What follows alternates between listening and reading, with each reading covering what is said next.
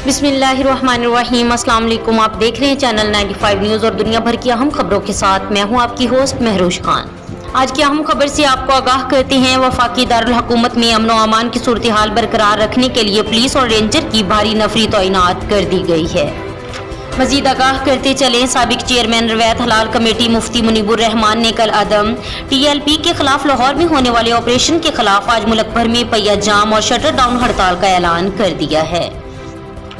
अमीर जमात इस्लामी सिराजुल हक ने कहा है कि सियासी जमात पर पाबंदी आयद करना मुनासिब नहीं। हुकूमत बिला जवाज जबर बंद करे और मुज़ाकरात का रास्ता अपनाया जाए।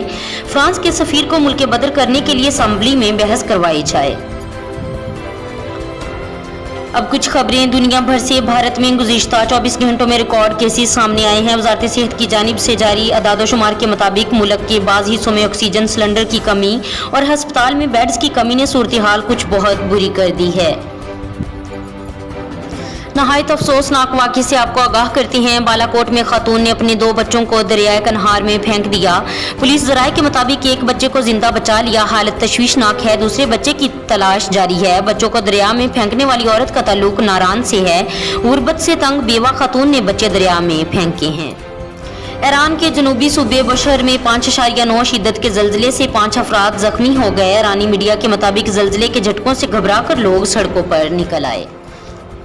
आखिर में आपको आगाह करते हैं, सऊदी वज़ारत दाखिला के तर्जुमान तलाल अल शुलहूब ने खबरदार किया है कि कोरोना वबा के केसेस बढ़ने पर बाज़ शहरों और मोहल्लों में लॉकडाउन लगाया जा सकता है और कई सरगर्मियों पर पाबंदी आयद हो सकती है। वज़ारत दाखिला ने नई कोरोना वायरस की ताज़ा सूरत हाल पर प्रेस कॉन्फ्रेंस में बताया कि सऊदी अरब में कोरोना SOPs की पाबंदी न करने के वाक़यात ज़्यादा रिकॉर्ड पर आ रहे हैं। ये थी दुनिया भर की अहम खबरें। मज़ीद ऐसी खबरें सुनने और देखने के लिए हमारे चैनल को सब्सक्राइब करें, बेल आइकन को प्रेस करें ताकि जो भी नोटिफिकेशन हो सबसे पहले आप तक पहुंचे। खुदा हाफ़िज़।